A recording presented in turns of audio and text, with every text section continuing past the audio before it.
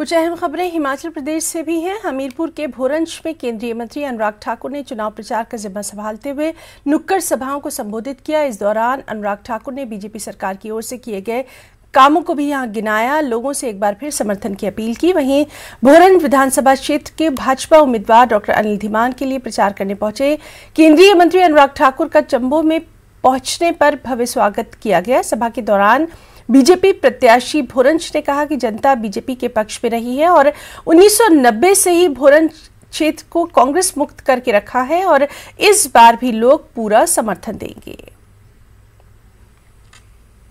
जो वोट लेने के बाद भूल जाते हो, गरीबी हटाओ का नारा देके लोगों को गरीबी में धकेलते हो, खड़गे जी जरा कांग्रेस के इतिहास पे नजर मारिए।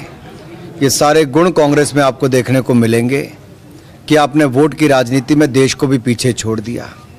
कांग्रेस के घोटालों को, कांग्रेस के भ्रष्टाचार को और जो कांग्रेस के समय होते दंगों को, ये हाथ कभी किसी की जेब में था, कभी किसी के गले पर था, कभी खून से लिपटा हुआ था, लथपथ था। ऐसा है कि इतिहास को शायद खड़गे जी मुझसे ज़्यादा अच्छा जानते होंगे।